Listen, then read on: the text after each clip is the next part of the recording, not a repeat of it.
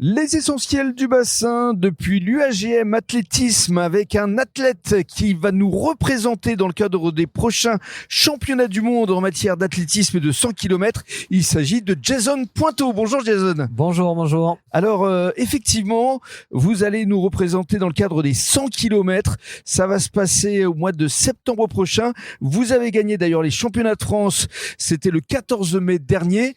Ça s'est passé dans le Nord, je crois. Oui, c'est ça, complètement dans la région du Nord, un petit peu à côté de Lille. Voilà, et comme on l'entend votre accent, vous avez des origines landaises. C'est ça, donc j'étais loin de mes terres. Ouais. Voilà, et alors, dans les Landes, vous avez d'abord démarré par l'athlétisme dans vos jeunes années de 6 à 16 ans, et puis après, il y a eu du rugby. Ouais. Jusqu'à quel âge ? Jusqu'à 28 ans. Voilà, donc pendant 12 ans, et finalement, vous êtes revenu à vos amours de jeunesse, à l'athlétisme. Quand et comment ça s'est passé ?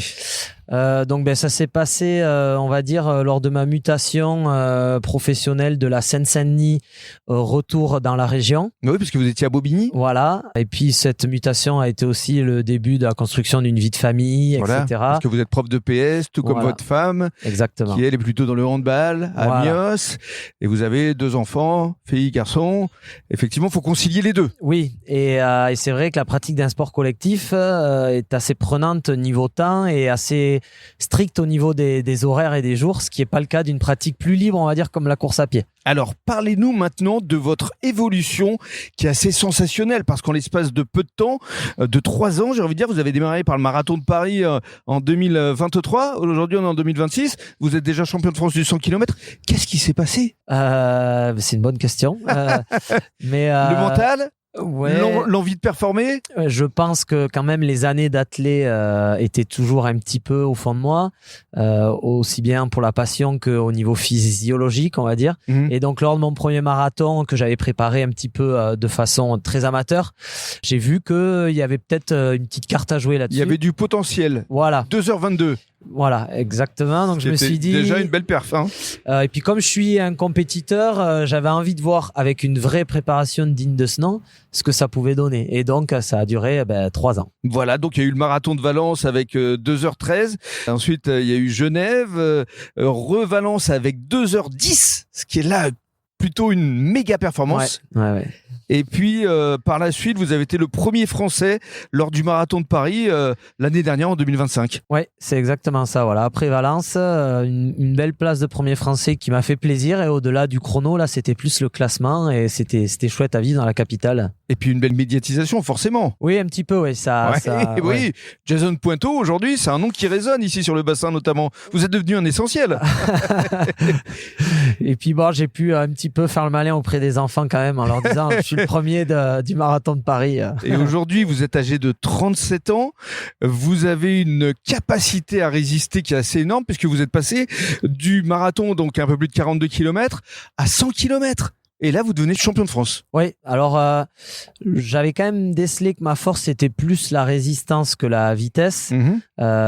J'étais capable d'enchaîner plusieurs marathons dans l'année, mais je sentais bien que pour descendre le chrono du marathon sur des 2h06, 2h07... c'est très compliqué là. Voilà. Et puis il y a les Kenyans.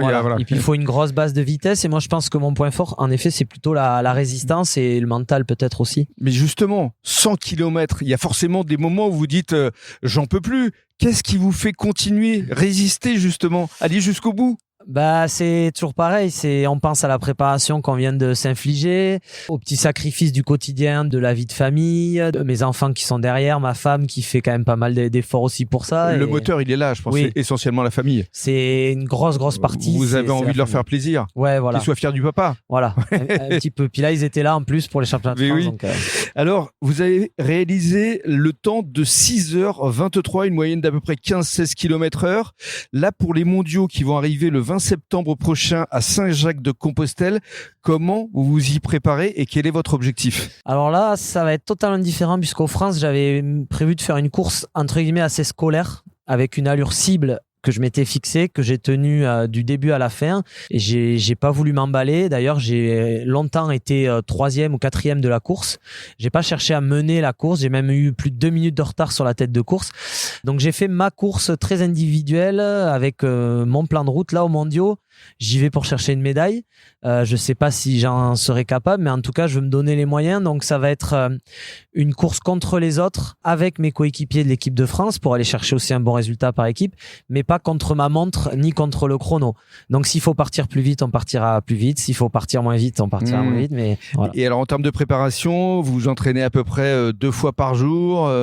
C'est beaucoup de contraintes de temps et en même temps, vous êtes comme je le disais, prof de sport. Donc, comment allier les deux? C'est compliqué. Oui, alors oui, c'est compliqué. Travailler à temps plein, c'est compliqué avec la charge mentale, le trajet de route. C'est pour ça que cette année, je m'étais dégagé du temps et c'est pour ça aussi qu'à la rentrée en septembre, j'aimerais bien pouvoir encore me dégager du temps, au moins avec un temps partiel, parce que clairement, s'entraîner 12 à 13 fois semaine avec des enfants, je précise, et une vie de famille et un métier, c'est compliqué. Je connais des athlètes de haut niveau qui travaillent à côté, mais souvent ils n'ont pas d'enfants, donc le soir, ils pensent qu'à eux toute la semaine. C'est plus facile. Et moi, c'est pas mon cas, donc il y a un moment où tout peut pas rentrer dans une semaine. Il faut arriver à tout gérer en bon père de famille, en bon prof de PS et surtout en bon compétiteur qui va participer encore une fois au championnat du monde. C'est assez exceptionnel quand même. Et alors vous visez, je crois, secrètement le record du monde. Le record du monde chronométrique, je pense, ce sera pour la suite. Oui. J'aimerais bien un jour. Ça reste un objectif. Oui. Parce que vous êtes un compétiteur. Ouais, exactement. Un jour, j'aimerais bien me lancer dans un 100 km à l'allure du record du monde. Et il est à combien? 6h05, il me semble. Bon, il vous reste un gros quart d'heure à engloutir. Finalement, c'est que entre 5 et 10 secondes à gagner par kilomètre. Oh, je pense que c'est dans vos possibilités. C'est dans un coin de ma tête, mais je sais pas si j'y arriverai. Mais on vous le souhaite. En tout cas, on va vous suivre avec les essentiels du bassin. Merci beaucoup, Jason. Merci à vous.